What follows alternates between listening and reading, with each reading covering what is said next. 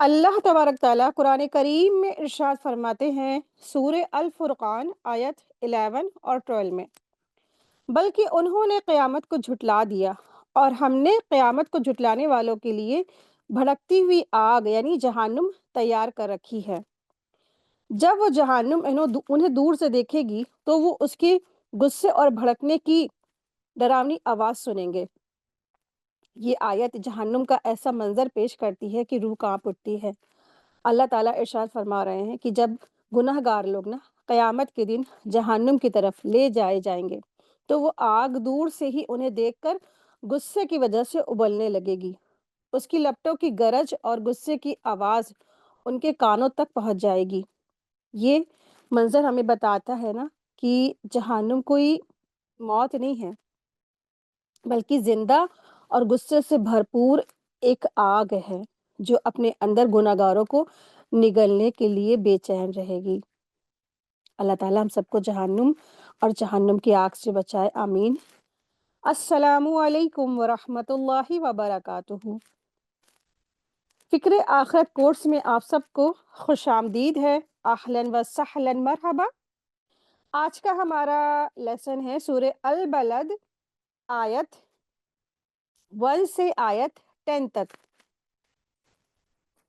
نحمده ونصلي على رسوله الكريم اما بعد فاعوذ بالله من الشيطان الرجيم بسم الله الرحمن الرحيم رب اشرح لي صدري ويسر لي امري واحلل عقدة من لساني يفقهوا قولي ربي زدني علما اللهم اغفر لنا قبل الموت وارحمنا عند الموت ولا تعذبنا بعد الموت ولا تحاسبنا يوم القيامة إنك على كل شيء قدير اللهم إني أعوذ بك من عذاب قبري ومن عذاب جهنم ومن فتنة المحيا والممات ومن شر فتنة المسيح الدجال آمین یا رب العالمین۔ لمحہ فکریات۔ اللہ تبارک تعالیٰ قرآن کریم میں سورہ الاعلیٰ میں آیت 16 اور 17 میں ارشاد فرماتے ہیں بل تؤثرون الحیات الدنیا والآخرہ خیر و ابقیٰ، لیکن تم دنیا کی زندگی کو ترجیح دیتے ہو جبکہ آخرت بہتر ہے اور ہمیشہ رہنے والی ہے۔ اللہ تعالیٰ نے اس دنیا کو زینت یعنی سجاوٹ سے بنایا ہے، سجایا ہے، سنوارا ہے، لیکن یہ جو دنیا ہے یہ ہمارا مقصد نہیں ہے۔ قرآن کریم میں سورہ الکہف میں اللہ تبارک تعالیٰ ارشاد فرماتے ہیں آیت نمبر 7 میں کہ ہم نے زمین کی ہر چیز کو اس کی زینت بنایا ہے تاکہ ہم آزمائے کہ کون اچھا عمل کرتا ہے، یعنی یہ دنیا ایک ٹیسٹ کی جگہ ہے اور آخرت میں دراصل اس کا جو ٹیسٹ کا رزلٹ آؤٹ ہوگا۔ جو یہاں صبر اور شکر اور توبہ کے ساتھ رہا وہ کامیاب ہو گیا، اور جو غفلت سے تکبر سے گناہوں میں ڈوب کر رہا تو وہ ناکام ہو گیا۔ اللہ تبارک تعالیٰ نے ارشاد فرمایا سورہ الحدید آیت 20 میں کہ جان لو کہ دنیا کی زندگی تو بس کھیل اور تماشا ہے، سجاوٹ ہے، آپس میں فخر جتانا اور مال اور اولاد میں بڑھت کا شوق ہے۔ تو دنیا کی حقیقت وہی ہے جیسے برسات کے بعد کی ہریالی، پہلے چمکتی ہے پھر سوکھ جاتی ہے۔ اسی لیے نبی کریم صلی اللہ علیہ وسلم نے ارشاد فرمایا اگر دنیا اللہ تعالیٰ کی نظروں میں مچھر کے پر کے برابر بھی ہوتی تو وہ کسی کافر کو ایک گھونٹ پانی نہ دیتا۔ ترمذی کی حدیث نمبر 2320۔ قرآن کریم میں اللہ تبارک تعالیٰ نے کئی بار آخرت کو دار الاخرہ یعنی ہمیشہ رہنے والا گھر فرمایا، وَإِنَّ دَارُ الْآخِرَةِ لَهِيَ الْحَيَوَانُ لَوْ كَانُوا يَعْلَمُونَ۔ سورہ عنکبوت آیت نمبر 64 میں آخرت کا گھر ہی اصلی زندگی ہے، کاش وہ لوگ جانتے۔ دنیا میں تو موت ہے، بیماریاں ہیں، غم ہیں، لیکن آخرت میں جنت والوں کے لیے کوئی درد نہیں، کوئی موت نہیں، کوئی بیماری نہیں، کوئی حسرت نہیں، کوئی تھکاوٹ نہیں۔ دراصل یہ جو دنیا ہے ہماری یہ فانی ہے، لمیٹڈ ہے، ختم ہو جانے والی ہے، لیکن آخرت باقی رہنے والی ہے، ہمیشگی والی اور حقیقی ہے۔ نبی کریم صلی اللہ علیہ وسلم نے ارشاد فرمایا قبر آخرت کے منزلوں میں پہلی منزل ہے. اگر کوئی وہاں کامیاب ہو گیا تو آگے سب آسان ہیں. اگر وہاں ناکام کوئی ہو گیا تو پھر آگے سب مشکلات ہیں. یہ ترمذی کی حدیث ہے. قبر میں ہر انسان کو اپنی حقیقت کا احساس ہو جائے گا. ایک طرف مومن کی قبر ہوگی جو جنت کے باغوں میں سے باغ ہوگی، لیکن دوسری طرف غافل انسان کی قبر جو جہنم کے گڑھوں میں سے ایک گڑھا. اسی لیے نبی کریم صلی اللہ علیہ وسلم نے بہت ہدایت فرمائی کہ انسان آخرت کو ترجیح دے کے دنیا میں رہ کے اس کی تیاری کرے. نبی کریم صلی اللہ علیہ وسلم نے ارشاد فرمایا کہ زیادہ سے زیادہ موت کو یاد کیا کرو، کیونکہ نا وہ تمام لذتوں کو کاٹ دینے والی ہے. اسی لیے تاکہ انسان آخرت کی تیاری کرتا ہے. موت کو یاد کرنا انسان کو ذمہ دار، مطمئن اور پاک بنا دیتا ہے. جو موت سے پہلے اپنے عمل درست کر لیتا ہے اس کے لیے قبر نور بن جاتی ہے. جو موت کے بعد پچھتاتا ہے تو وہ کہتا ہے رب ارجعونی لعلی اعمل صالحا، اے میرے رب مجھے واپس بھیج دے تاکہ میں نیک عمل کر لوں. سورہ المومنون کی آیت نمبر 99 اور 100 میں. تو دنیا کی بھاگ دوڑ میں ہے نا، ہم اکثر یہ بھول جاتے ہیں کہ ہم یہاں ہمیشہ رہنے کے لیے نہیں آئے ہیں. ہمارے پاس جتنا وقت ہے نا وہ بس ایک امانت ہے. آج جو نماز قضا ہو گئی وہ کل واپس نہیں آئے گی. جو نیکی کا موقع ہاتھ سے نکل گیا وہ دوبارہ نہیں ملے گا. اس لیے ہر لمحہ قیمتی ہے. اپنے دن کی شروعات اللہ تعالیٰ کے شکر سے کرنا چاہیے اور شکر پر ہی اس کا اختتام کرنا چاہیے. ہر کام میں نیت صرف اور صرف اللہ تعالیٰ کی رضا کی رکھنی چاہیے اور رات کو اپنے گناہوں کی معافی مانگ کر سونا چاہیے. یہی زندگی کو جنت کا سفر کا بنانے کا راز ہے.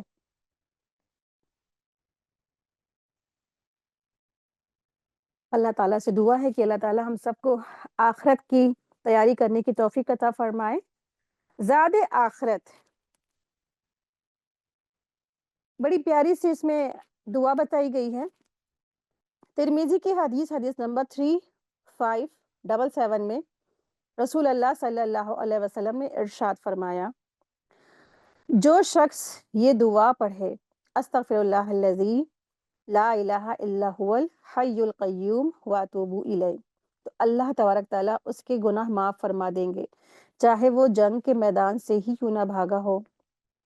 اس کا معنی یہ ہے کہ میں استغفار کرتا ہوں اللہ تعالیٰ سے جو بہت ہی عظیم ہے، جس کے سوا کوئی معبود نہیں، جو ہمیشہ رہنے والا ہے اور ہر چیز کو سنبھالنے والا ہے، اور میں اسی کی طرف توبہ کرتا ہوں.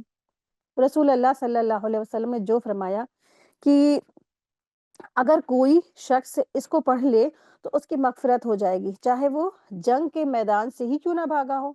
تو اس کا مطلب یہ بھی نہیں ہے کہ اللہ تعالیٰ جنگ سے بھاگنے جیسے بڑے گناہ کو نظر انداز کر دیتا ہے، بلکہ اس کا مطلب ہے کہ اگر انسان سچے دل سے توبہ کرے، دل سے استغفار کرے، تو اللہ تعالیٰ کی رحمت اتنی وسیع ہے کہ ہر گناہ معاف ہو سکتے ہیں.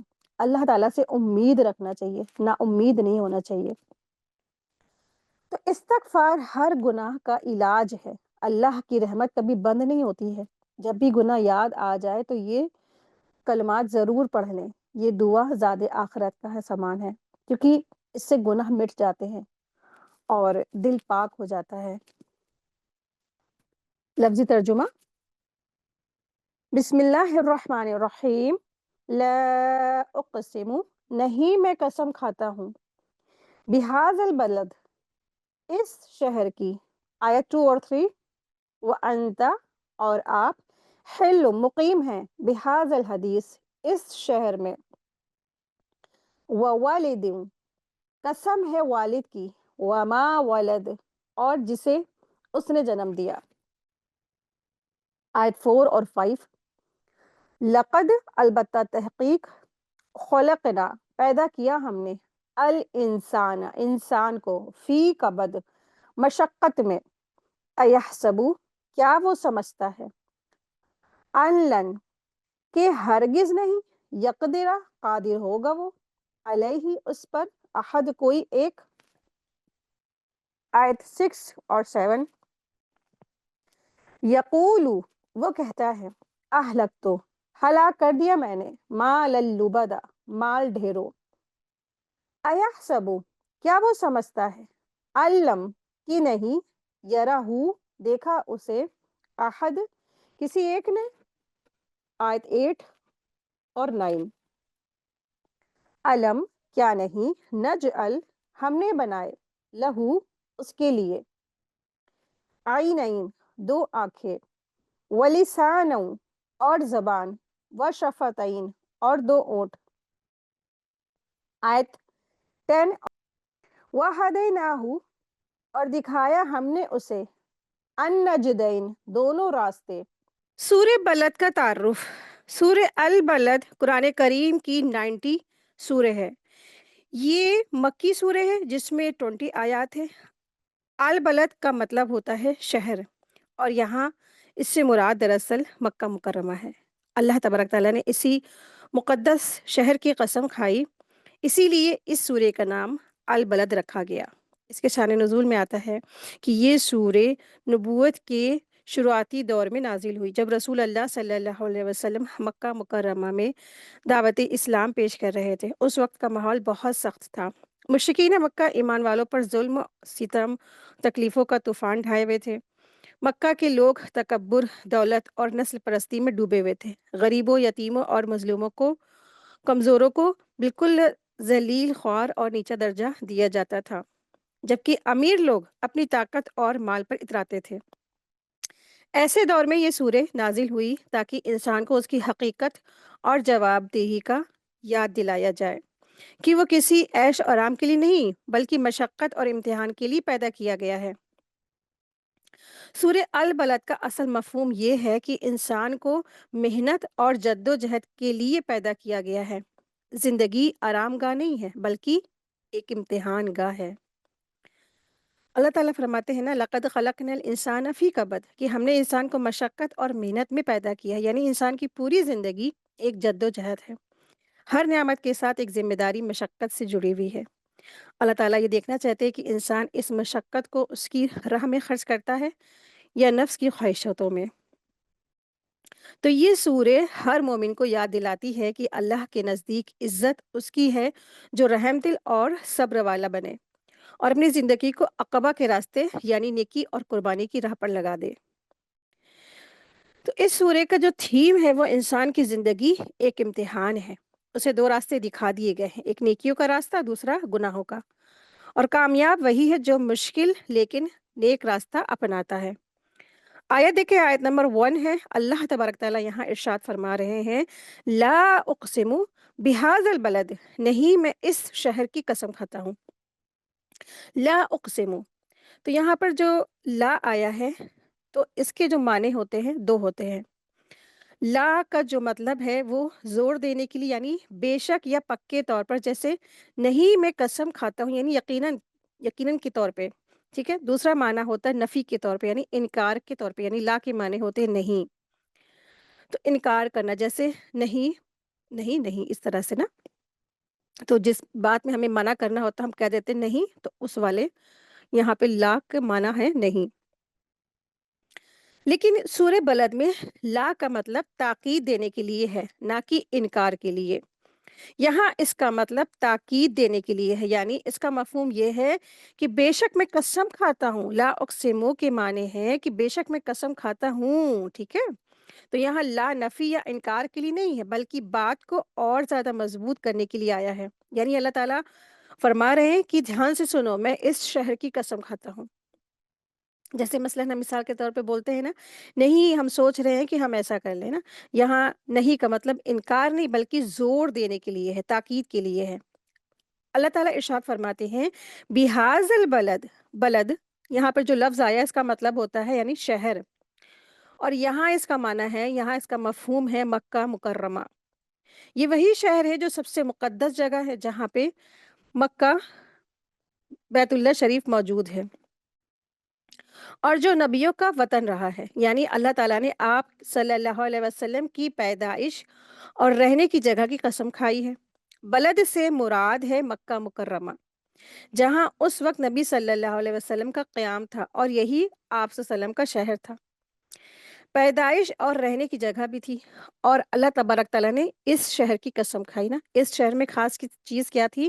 پہلی چیز تو یہ یہاں پہ اللہ کا جو گھر ہے بیت اللہ شریف وہ تھا، اور پھر دوسرا یہ کہ نبی صلی اللہ علیہ وسلم کا یہ مسکن اور مدفن رہا۔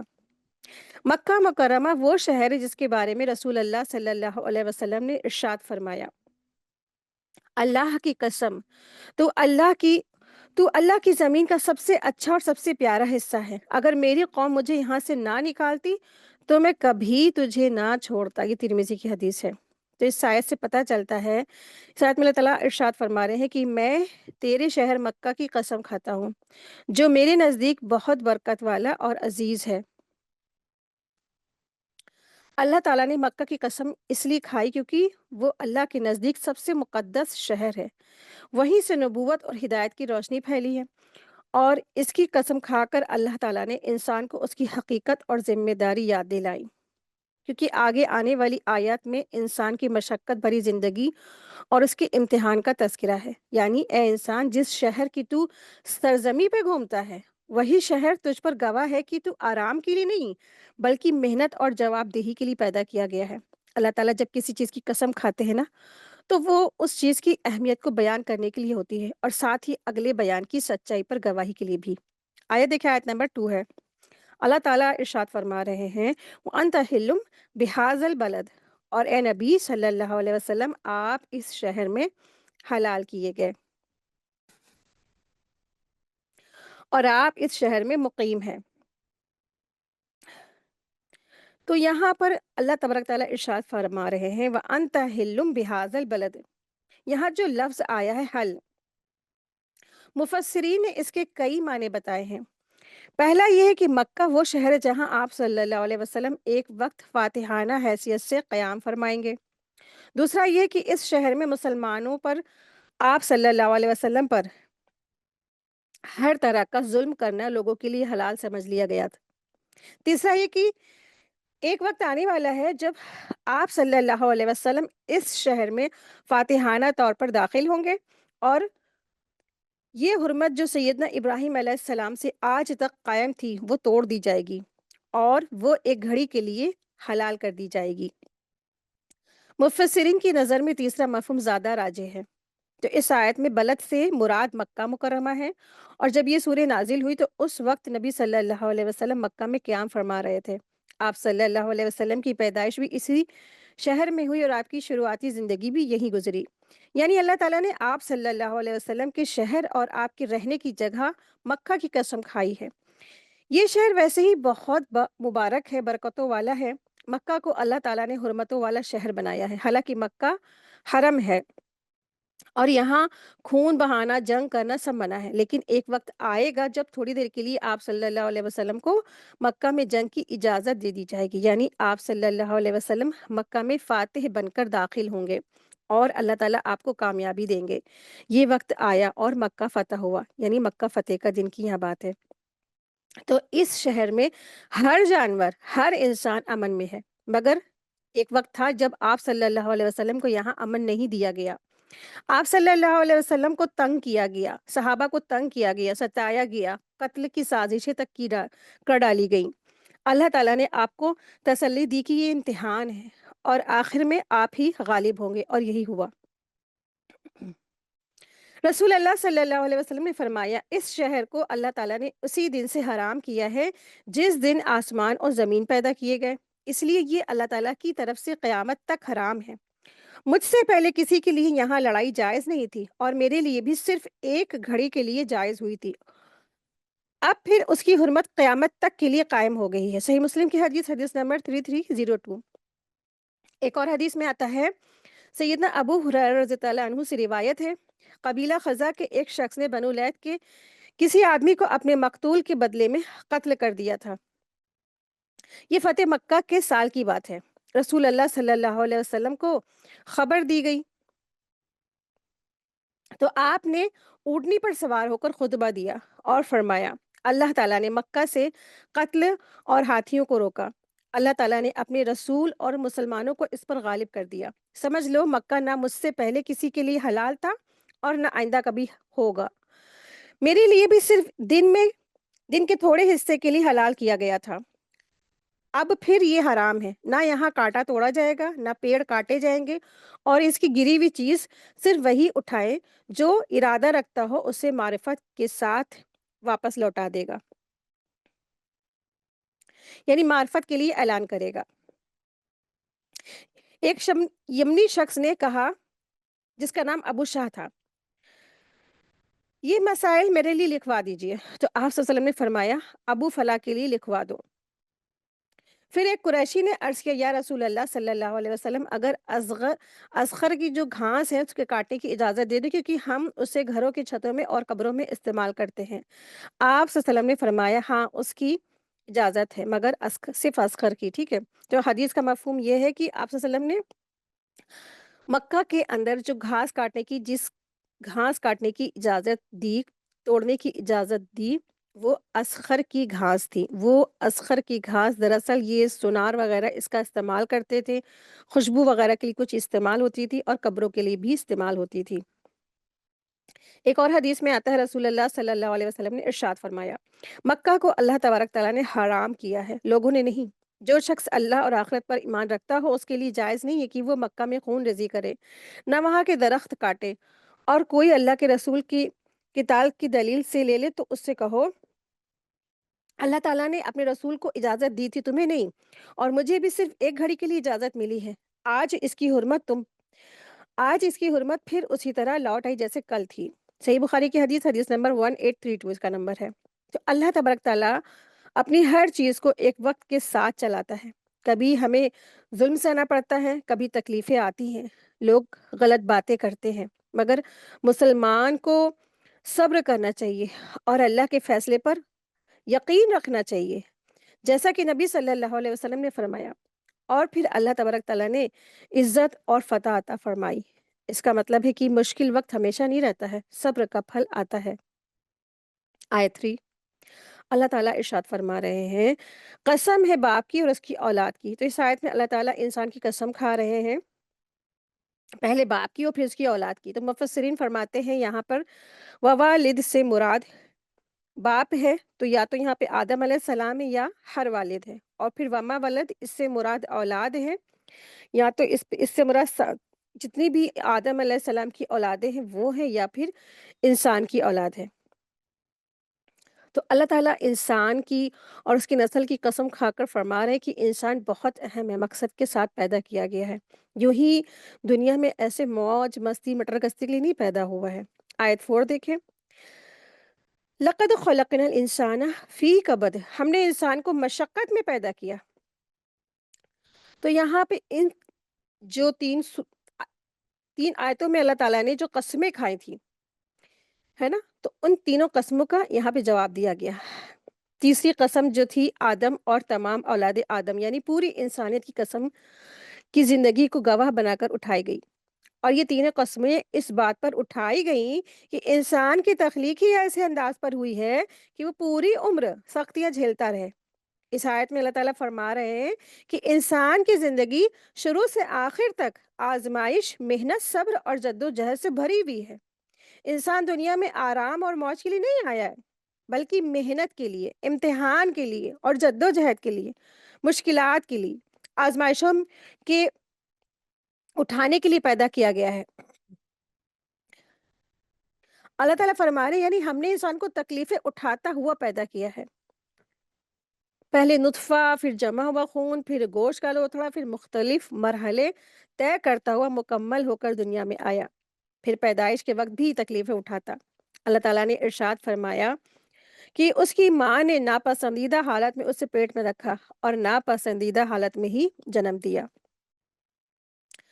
ہر انسان کی زندگی ماں کے پیٹ میں نطفہ ٹھہرنے سے لے کر موت تک گواہی دیتی ہے کہ انسان قدم قدم پر تکلیف، محنت، خطرے اور آزمائشوں سے گزرتا ہے۔ ماں کے پیٹ میں بھی اس کی جان ہر وقت خطرے میں ہوتی ہے، پیدا ہوتے وقت ذرا سی بھی اگر دیر ہو جائے تو موت بھی ہو سکتی ہے۔ پیدا ہو کر اتنا بے بس ہوتا ہے کہ کوئی سنبھالنے والا نہیں ہوتا، اگر سنبھالنے والا نہ ہوتا تو بچہ مر جاتا۔ بچپن دوسروں کے سہارے گزرتا ہے، پھر جوان ہوتا ہے، پھر بوڑھا ہوتا ہے، ہر دور میں نئی پریشانیاں اور خطرے، یعنی زندگی کا ہر دور یہ ثابت کرتا ہے کہ انسان کو مشقت میں پیدا کیا گیا ہے۔ تو ذرا آپ سوچیں کہ ایسا انسان جسے ہر قدم پر مشکلیں آتی ہیں اور جس کا حال یہ ہے کہ اس کو ہر وقت تکلیفوں میں اللہ تعالیٰ نے بنایا، پیدا کیا، تو پھر اسے کس چیز کا تکبر زیب دیتا ہے؟ یہاں پر جو لفظ آیا ہے کبد، کبد عربی لفظ ہے جس کا معنی ہوتا ہے محنت، تکلیف، مشقت، جدوجہد۔ یعنی جب اللہ تعالیٰ فرماتے ہیں نا کہ لقد خلقنا الانسان فی کبد، تو اس کا مطلب یہ کہ ہم نے انسان کو مشقت اور محنت بھری زندگی میں پیدا کیا ہے۔ کبد ایسا لفظ ہے جو ہر اس حالت پر بولا جاتا ہے جس میں تکلیف ہو، جدوجہد ہو یا محنت کرنی پڑے۔ یعنی انسان کو پیدا ہی اس طرح کیا گیا کہ وہ ماں کے پیٹ سے لے کر قبر تک الگ الگ امتحانوں اور محنتوں سے گزرتا ہے۔ کبھی جسم کی محنت، کبھی دل کی، کبھی مال کی یا اولاد کی۔ انسان شروع سے آخر تک محنت، پریشانی اور کوشش میں رہتا ہے۔ جب پیدا ہوتا ہے تو روتا ہے، جب زندگی میں آتا ہے تو جدوجہد کرتا ہے اور آخر میں موت سے گزرتا ہے۔ اس میں اشارہ ہے کہ انسان آرام کے لیے نہیں بلکہ امتحان اور محنت کے لیے پیدا کیا گیا ہے۔ ماں کے رحم میں جب بچہ ہوتا ہے نا تو وہ ایک کمزور نطفہ ہوتا ہے۔ کمزور نطفے ایک پانی کی ایک حقیر سی بوند سے اس کی تخلیق شروع ہوتی ہے نا، اور پھر اتنا کمزور ایک پانی کا قطرہ ہے نا، اس سے اس کی زندگی کا آغاز ہوتا ہے۔ اور پھر وہ نطفہ سے علقہ یعنی کہ گ- خون کا لوتھڑا، پھر گوشت کا ٹکڑا، اور پھر ہر مرحلے سے تکلیف سے گزرتے گزرتے تبدیلی اور محنت اور مشقت کرتے کرتے پھر ماں بھی تکلیف میں، بچہ بھی تکلیف میں، پھر تنگ جگہ سے وہ بچہ نکل کر باہر آ جاتا ہے، پیدا ہو جاتا ہے۔ کتنی مشقت اٹھاتا ہے نا، اسٹارٹنگ سے ہی اس کی زندگی میں مشقت ہی مشقت ہے، لیکن پھر جب بچہ پیدا ہو جاتا ہے تو روتا ہے، سانس لینے میں محنت کرتا ہے، دودھ پینے میں محنت کرتا ہے، اور پھر دھیرے دھیرے آپ دیکھیں کہ بچہ بڑا ہوتا ہے، چلتا ہے، بولتا ہے، سیکھتا ہے، ہر کام میں اس کے لیے مشقت، بیٹھنا بھی اس کے لیے مشقت، لیٹنا بھی اس کے لیے مشقت، ہر کام اس کے لیے مشقت۔ جب بچہ دھیرے دھیرے بڑا ہوتا ہے نا تو پھر اس کے اوپر ٹنوں کا مطلب کتنا بھاری، بچوں کے حساب سے تو ٹنوں کا ہی بیگ ہو گئے نا، پھر ہم لوگ کے اگر حساب سے دیکھیں تو پھر وہ کلو کے حساب سے بچوں کی کندھوں پہ پیٹھ پہ اتنے ہیوی ہیوی بیگ لاد کے ان کو تعلیم و تربیت کے لیے بھیجا جاتا ہے۔ مشقت ہی مشقت ہے نا، اس کی ایج کو دیکھتے ہوئے کتنی مشقت، اور پھر اس کی تربیت، پھر اس کا گرنا کھیلنا، ہر چیز میں کوشش، محنت اور مشقت۔ پھر جب جوان ہوتا ہے تو اپنی زندگی بنانے کی دوڑ میں لگ جاتا ہے، پھر دماغی ٹینشن، دماغی مشقت، ہاں یہاں نہیں مل رہی جاب، ہاں وہاں نہیں مل رہی ہے جاب، جاب تلاش کرنا، پھر ذمہ داریاں، پھر شادی، پھر گھر کی فکریں، ہر چیز میں محنت، مشقت اور پھر مشقت۔ پھر جب اس کی خود کی جو ہے شادی ہو جاتی ہے، پھر ان کے بچوں کی تعلیم، تربیت، قربانی، پریشانی، سب ہے نا، مشقت ہی مشقت۔ پھر ان کے بچوں کی تعلیم، تربیت کے شادی کا وقت آتا ہے نا، پھر بھی مشقت مشقت، ہر پوری زندگی اگر دیکھی جائے تو انسان کی مشقتوں میں گزرتی ہے۔ پھر آ جاتا ہے بڑھاپا جس میں انسان بہت کمزور ہوتا ہے، دھندلی یادداشت، کمزور جسم، شروع سے آخر تک مشقت ہی مشقت، اور آخر میں قبر، جہاں انسان کو اپنے سارے اعمال کا حساب دینا ہے، وہاں بھی آرام نہیں ہے بلکہ نتیجہ ہے اس ساری مشقت کا۔ انسان کی پوری زندگی کبد یعنی محنت، کوشش اور صبر سے بھری ہوئی ہے۔ اللہ تعالیٰ نا، اللہ تبارک تعالیٰ نے اس سے انسان کو نا اس لیے بنایا تاکہ دیکھا جائے کہ کون اس مشقت میں صبر اور ایمان کے ساتھ چلتا ہے اور کون غفلت اور تکبر میں ڈوب جاتا ہے۔ اللہ تعالیٰ یہ نہیں کہتے کہ انسان پر رحمت نہیں، بلکہ یہ کہا کہ رحمت تک پہنچنے کا راستہ مشقت سے ہو کر جاتا ہے، یعنی کبد کی ہی چابی جنت ہے، ٹھیک ہے، کبد ہی جنت کی چابی ہے۔ تو کچھ لوگ کہتے ہیں کہ ہم نے تو اپنی زندگی میں مشقت نہیں اٹھائی، اور کچھ لوگ کہتے ہیں کہ ہم تو اپنی زندگی میں مشقت اٹھا رہے ہیں، جیسے مثال کے طور پہ ایک جیسے مزدور ہوتا ہے، मज़दूर अपना पसीना, खून, थकावट और सब कुछ खपा के वो चंद पैसे लेकर आता है ना, लेकिन कितनी ज़्यादा वो मशक्कत करता है ना, ताकि घरवालों का पेट भर सके। दूसरी तरफ एक देखा जाता है कि एक ऐसा शख्स कि वो ऑफ़िस में बैठा है, कुछ नहीं कर रहा है कि बस चंद कंप्यूटर के जो है बटन टाइप कर रहा है या फिर मोबाइल में या फिर वो पेन वग़ैरह से यूज़ करके आराम से बैठ के घर का काम-काज चला रहा है। लेकिन बज़ाहिर लगता है ना, लेकिन आप देखिए कि जो सोफ़े पे बैठा है, जो ऑफ़िस में बैठा है ना, लेकिन उसके दिमागी कितनी मशक्कत है ना, किस कदर मशक्कत मशक्कत। बाहर से तो लगता है वो आराम में, लेकिन उसके दिमाग की मशक्कत किसी मज़दूर से भी कम नहीं होगी। फ़ैसले, दबाव, हिसाब-किताब, हर वक़्त का स्ट्रेस और टेंशन। फिर इसी तरह अगर आप देखें कि हम सब ख़वातीन, हमारे घर, हमारे बच्चे, ख़ानदान, हर चीज़ में हमें सब्र, मेहनत करनी पड़ती है ना। कभी जिस्मानी थकावट, कभी जज़्बाती और फिर भी हमें मुस्कुराकर सब चीज़ों को निभाना है। फिर इसी तरह से बच्चे और जवान, इल्म की दौड़, मुकाबले, उम्मीदें, हर तरफ से मेहनतें और जद्दोजहद। इसी तरह से बूढ़े भी हैं कि बीमारियों से जूझते हुए और तकलीफ़ें उठाते हुए और मशक्क़त उठाते हुए वो अपनी ज़िंदगी गुज़ारते हैं। सबके अपने-अपने मशक्क़तें हैं। किसी की मशक्क़त जिस्म की है, किसी की दिमाग की है, किसी की जज़्बात की है, तो किसी की रूह की है। कभी हम बाहर से मुस्कुराते हैं लेकिन अंदर से टूटे रहे होते हैं। यही तो कबत है। हर साँस, हर लम्हा एक जद्दोजहद है। अल्लाह ताला ने ये मशक्क़त बेकार नहीं रखी है। ये हर दर्द, हर कोशिश और हर आँसू क़यामत के दिन इनाम में बदल जाएँगे। क्योंकि अल्लाह ताला फ़रमाते हैं इन्ना मअल उस्रि युस्रा, बेशक हर मुश्किल के साथ आसानी है। तो हर इंसान मशक्कत में है, फ़र्क बस इतना है कि कोई सब्र से गुज़रता है और कोई शिकायत से। जो सब्र और रज़ा के साथ अपनी मशक्कत में लगा रहता है, वो आखिरत में जन्नत की राहत पाएगा। यानी अल्लाह ताला फ़रमा रहे हैं कि ए इंसान, तेरी ज़िंदगी आसान नहीं बनाई गई है, तुझे मेहनत करनी है, सब्र करना है और आखिरत की कामयाबी के लिए कोशिशें करनी हैं। आयत 5 देखें।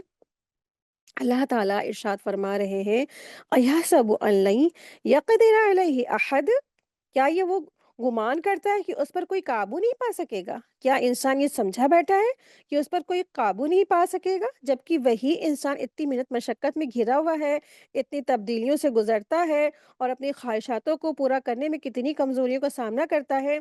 तो फिर उसे ये कैसे समझ में आ गया, उसने कैसे ये गुमान कर लिया कि उसके ऊपर कोई कुदरत रखने वाला है ही नहीं।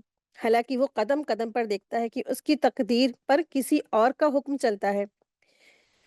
हवाओं का एक तूफान या मामूली सा सैलाब ये बताने के लिए काफ़ी है कि अपनी सारी अकड़ और तकब्बुर के बावजूद वो असल में कितना कमज़ोर है। बड़े से बड़ा हाकिम हो चाहे, हालात की एक लहर से ज़मीन पर गिर जाता है। ताकतवर इंसान एक हादसे में लूला लंगड़ा हो जाता। जैसे मिसाल के तौर पे आद और समूद जैसी तरक्की याफ्ता कौमें अल्लाह ताला के एक इशारे से पूरा राख के ढेर बन के रह गई ना। फिर इंसान ने कैसे गुमान कर लिया, ये कैसे सोच लिया कि वो उस पर ना कोई काबू पाने वाला नहीं है, कोई उस पर काबू नहीं पा सकता। आयत 6 है, अल्लाह ताला इरशाद फरमा रहे हैं, यकूलु अहलकतु मालन लुबदा, वो कहता है मैंने ढेरों माल बर्बाद किया है। ये आयत इंसान की एक और गलत फहमी बयान कर रही। इंसान हालात की तब्दीलियों और मुसीबतों से घिरा रहने के बावजूद ये समझा बैठा है कि उस पर ना तो कोई काबू पा सकता है। इसी तरह यहाँ उसकी दूसरी नादानी को बयान किया जा रहा है, यकूल अहलक तो माला लो बदा, यानी इंसान अपनी शान बघाड़ते हुए कहता है मैंने बहुत सारा माल खर्च कर दिया, मैंने तो माल पानी की तरह बहा दिया। अपनी शेखी बघाड़ने की वजह से वो ऐसा बातें कहता है। इंसान भूल जाता है कि जिस माल को वो अपना समझकर रियाकारी और दिखावे में उड़ाता है ना, असल में वो माल अल्लाह ताला का है, अल्लाह ताला की अमानत है। वो ये भूल गया कि एक दिन अल्लाह ताला उससे पूछेगा कि माल तुमने कहाँ से कमाया और कहाँ खर्च किया और किस नियत से खर्च किया। इंसान जानता है कि जो माल वो कमाता है उसकी अपनी पैदा की हुई चीज नहीं है। जिस जिस ताकत, जोड़ गोड़, दिमागी सलाहियतें और हिम्मत से वो कमाता है ना, ये सब अल्लाह तबारक ताला की दी हुई नियामतें हैं। ना ये काबिलियतें उसने खुद पैदा की और ना वो इनका मालिक है। लेकिन फिर भी उसकी हालत ये है कि वो अपने आप को गलत समझते हुए یہ خیال کرتا ہے کہ یہ مال اس کی اپنی ملکیت ہے، امانت نہیں ہے، اسی لیے وہ اسے بے تحاشا اڑاتا ہے، مانو اس کے پاس یہ مٹی کا ڈھیر ہو، ردی کا ڈھیر ہو، اسے بس اڑاتا ہے، دکھاوا کرتا ہے۔ تو اس آیت سے پتہ چلتا ہے کہ انسان گھمنڈ سے کہتا ہے کہ میرے پاس اتنی دولت ہے کہ جو میں نے ڈھیروں مال میں نے خرچ کیا بلکہ برباد کیا، وہ اپنی واہ واہی کے لیے، جھوٹی شان دکھانے کے لیے، دکھاووں میں، تاکہ لوگ کہیں واہ واہ کتنے شان شوکت والے ہیں، اور اسے فکر بھی نہیں ہوتی جہاں وہ یہ مال اڑا رہا ہوتا ہے وہ جگہ حق ہے یا ناحق ہے، فائدے کی ہے یا بے فائدے کی ہے، صرف اور صرف واہ واہی، دکھاوے اور ریاکاری کے لیے وہ خرچ کرتا ہے۔ تو ایسے لوگوں کا مقصد صرف نام کمانا نہیں ہوتا ہے، شہرت دکھانا نہیں ہوتا ہے، صرف اور صرف لوگوں میں واہ واہی چہنا ہوتا ہے۔ تو ایسے لوگوں کا مقصد کیا ہوتا ہے کہ وہ دنیا میں رہ کر لوگوں میں اپنی جو جھوٹی شان و شوکت ہے وہ دکھائیں، وہ لوگوں میں اپنی شہرت بڑھائیں، تعریف کرنے والوں کو کھل کر وہ مال دیتے ہیں، یعنی کہ جو جھوٹی تعریفیں کر رہے ہوتے ہیں ان کو وہ خوب خوب مال دے رہے ہوتے ہیں، لاکھوں روپے خرچ کر رہے ہوتے ہیں، یا شادی وغیرہ ان کے گھر کا کوئی فنکشن ہوا تو ہزاروں لاکھوں کروڑوں روپے اڑا کر بے شمار بے فائدہ فضول خرچی کر ڈالتے ہیں، لیکن جہاں پہ ضرورت ہوتی ہے یتیم غریب مسکینوں پہ خرچ کرنے کی تو وہاں تو وہ اپنے مٹھی بند کر لیتا ہے۔ یہ ایسے شخص ہوتے ہیں دکھاوے کرنے والے کہ وہ مال خرچ کر کر کے، اڑا کر کر کے، ہلاک کر کر کے بس وہ اپنی شہرت اور رعب لوگوں کو دکھانا چاہتے ہیں، تاکہ لوگ ہر طرف سے ان کی فضول خرچی، شان شوکت کے قصے کریں، ان کی واہ واہ ہو۔ تو اللہ تعالیٰ نے شہوات، گناہ، نافرمانی اور غلط کاموں میں مال خرچ کرنے کو مال کا ہلاک کر دینا کہا، کیونکہ وہ جو شخص ہے نا وہ اپنی دولت خواہشاتوں اور گناہوں کے راستے میں خرچ کرتا ہے، وہ اپنے اس مال سے کوئی اصل فائدہ نہیں اٹھاتا بلکہ اسے اس کے بدلے صرف اور صرف پچھتاوا، نقصان، تھکان، کمی ہی نصیب ہوتی ہے۔ آخرت کا عذاب اس کے علاوہ اس کے لیے تیار ہے۔ اس کے مقابلے وہ شخص جو اللہ کی رضا کے لیے بھلائی اور نیکی کے راستوں میں مال خرچ کرتا ہے، وہ حقیقت میں اللہ تعالیٰ سے تجارت کرتا ہے، اور جو کچھ وہ خرچ کرتا ہے اللہ اسے اس کا کئی گنا بدلہ اور نفع عطا فرماتا ہے۔ اصل عقل مند وہی ہے جو اپنے مال کو دین کی بھلائی اور آخرت کے لیے خرچ کرے، نہ کہ دکھاوے اور خواہشات کے پیچھے۔ آیت 7، اللہ تبارک تعالیٰ ارشاد فرما رہے ہیں، کیا یہ وہ سمجھتا ہے کہ اسے کسی نے دیکھا نہیں؟ یہ آیت ان لوگوں کو تنبیہ کر رہی ہے جو دکھاوے اور گھمنڈ میں مال اڑانے، اور وہ یہ سوچتے ہیں کہ انہیں کسی نے دیکھا نہیں ہے۔ کیا انسان یہ گمان کرتا ہے کہ جب وہ اللہ کی دی ہوئی دولت کو فضول اڑا رہا ہے اسے کوئی دیکھ نہیں رہا؟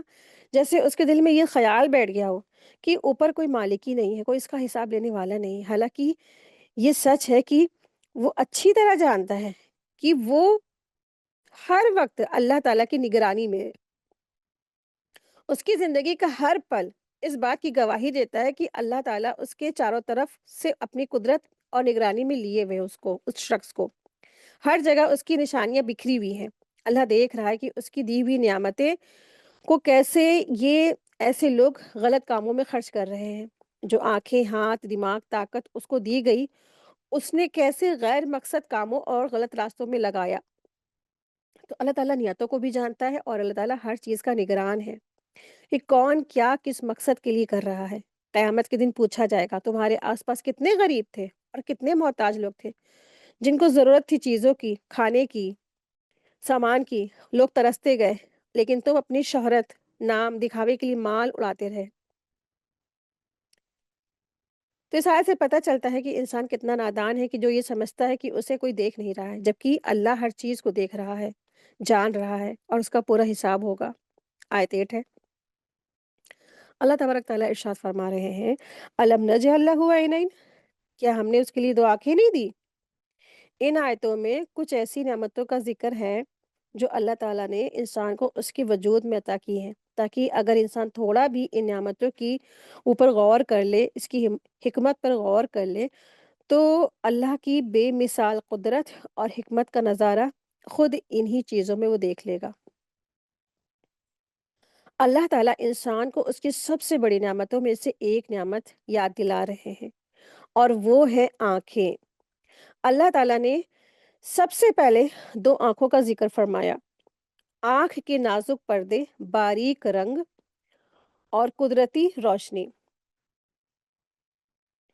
اور پھر آنکھ کی ایسی بناوٹ، اس کی باریک باریک نسیں، اور یہ نازک ترین اعضا ہے، مگر اس کی حفاظت کا کیا شاندار انتظام کیا گیا کہ اس کے اوپر ایسے پردے لگا دیے جو آٹومیٹک مشین کی طرح ہیں۔ جب کوئی نقصان دینے والی چیز سامنے آتی تو خود بخود وہ بند ہو جاتی۔ پلکوں پر بال تاکہ گرد و غبار رک جائے، اس کے اوپر بھویں لگا دی تاکہ اوپر سے آنے والی چیزیں سیدھے آنکھ میں نہ چلی جائیں۔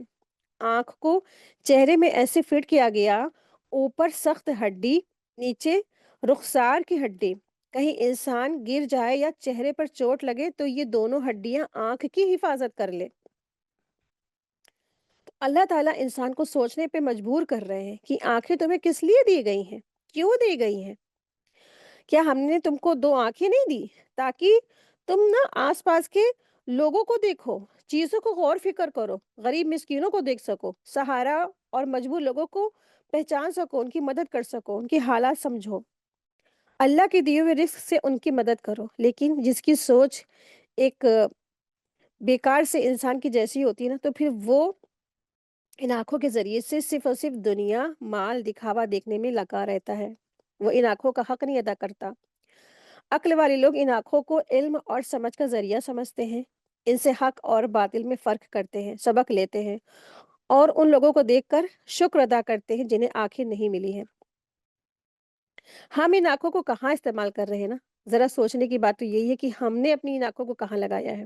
ہم ہر دن اپنی آنکھوں کو دنیا دیکھنے میں لگاتے ہیں، گھنٹوں موبائل دیکھنے میں لگاتے ہیں، گھنٹوں ٹی وی اسکرین ہے نا، پکچرز، بیکار کی چیزیں دیکھنے میں لگاتے ہیں۔ لیکن کیا ہم ان آنکھوں سے کبھی اللہ تعالیٰ کی نشانیوں پہ غور کرتے ہیں؟ کیا ہم ان آنکھوں سے قرآن کو سمجھنے میں وقت لگاتے ہیں؟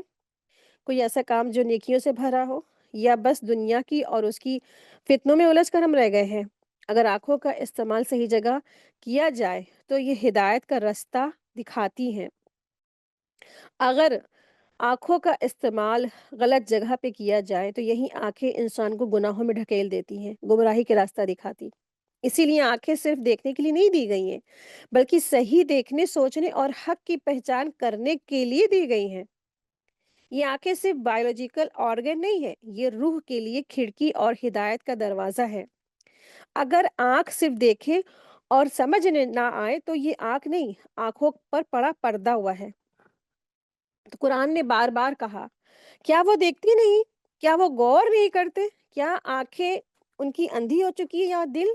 یعنی اصلی اندھا پن آنکھوں کا نہیں ہوتا، دل کا ہوتا ہے۔ آج کتنے لوگ ایسے جو چشمے لگائے ہوئے ہیں اور ان کی آنکھیں کام کر رہی ہیں، کچھ لوگوں کی آنکھوں پہ چشمے کی بھی ضرورت نہیں، پرفیکٹلی کام کر رہی، مگر پھر بھی حق نہیں دیکھ پاتے، سبق نہیں لے پاتے۔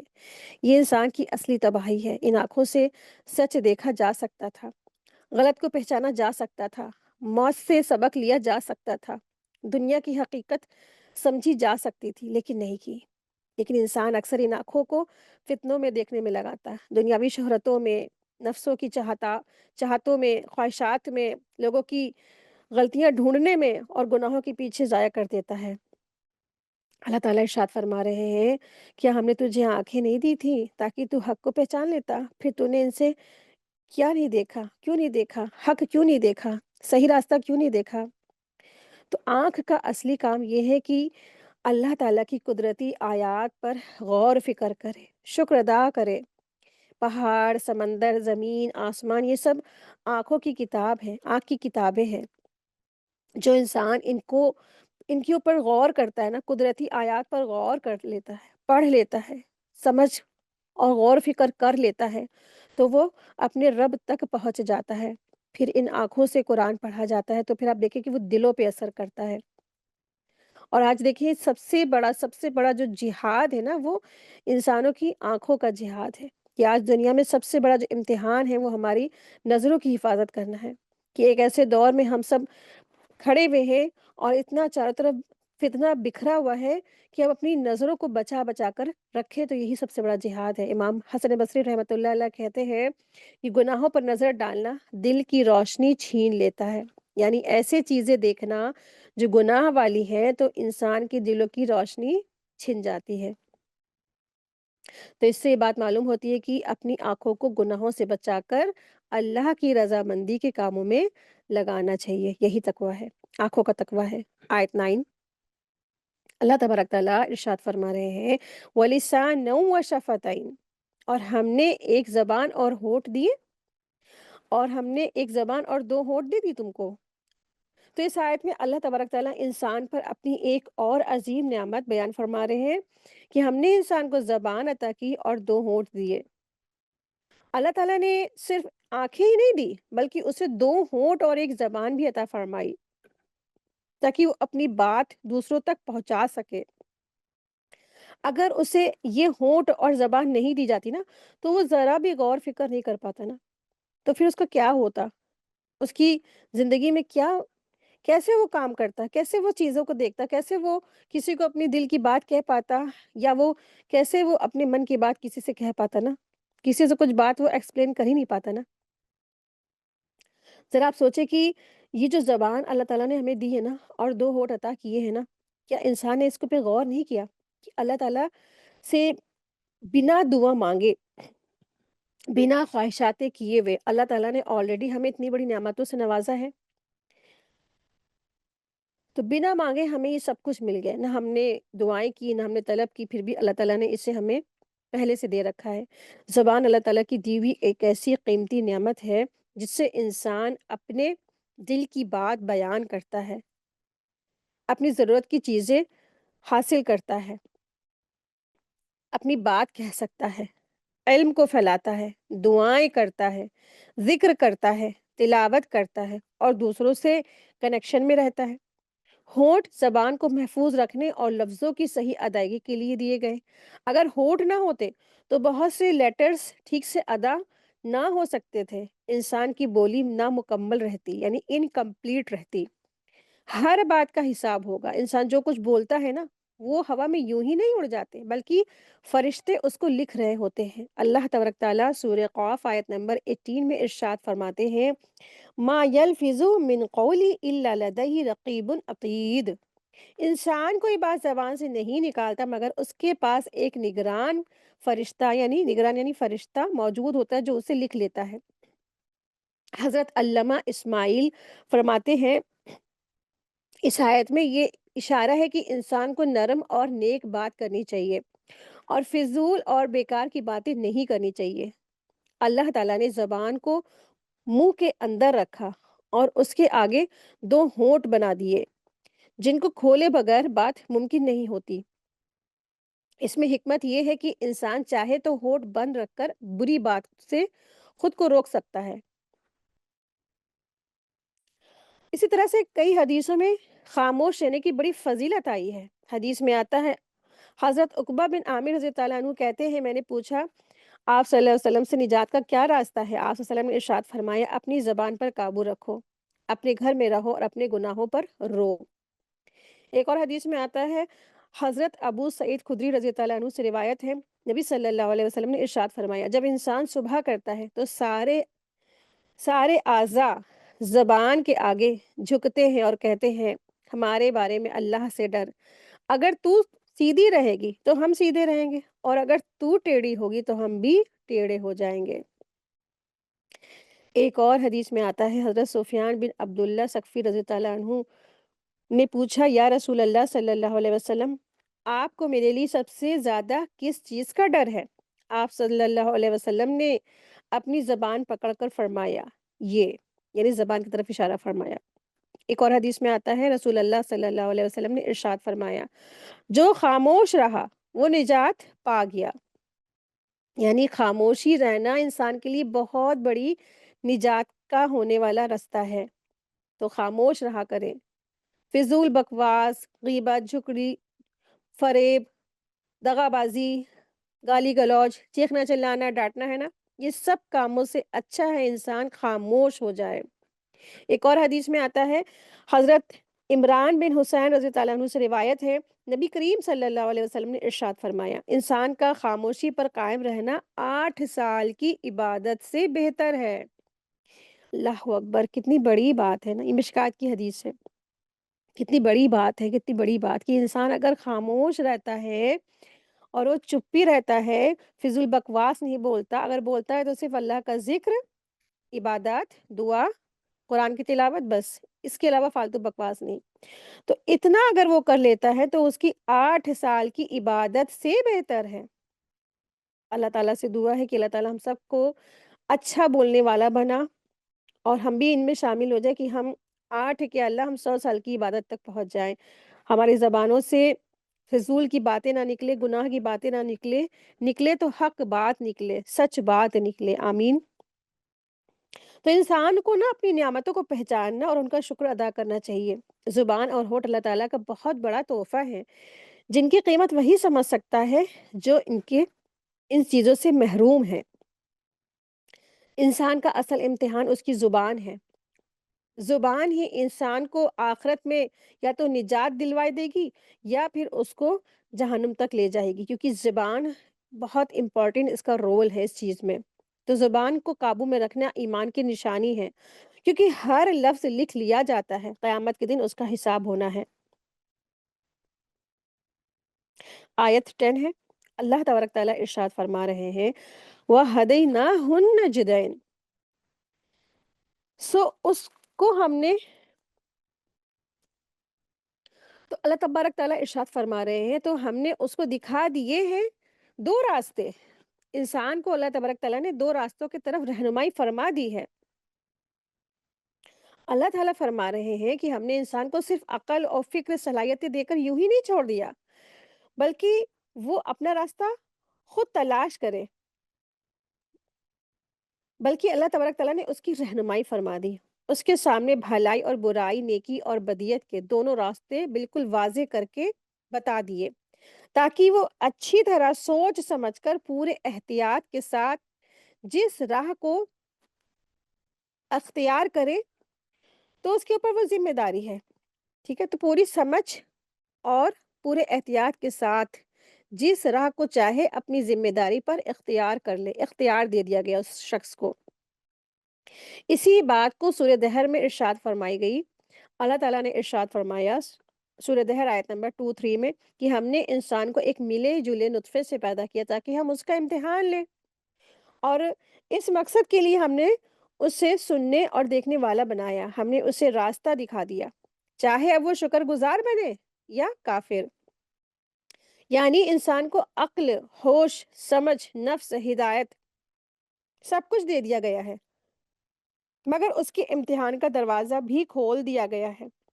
اب یہ اس کے اپنے اختیارات پہ ہے کہ وہ حق کے راستے پہ چلتا ہے یا گمراہی کے پیچھے بھاگتا ہے۔ اللہ تعالیٰ نے انسان کو صرف ظاہری حواس خمسہ نہیں دیے ہیں، بلکہ اپنے نبیوں اور رسولوں کے ذریعے اس کے سامنے نیکی اور برائی کے راستے کو بھی واضح کر دیا ہے۔ انسان کو اختیار اور ارادہ دیا گیا، اب اس کی مرضی ہے چاہے وہ بھلائی کا راستہ اختیار کرے یا چاہے تو برائی کا راستہ اختیار کرے۔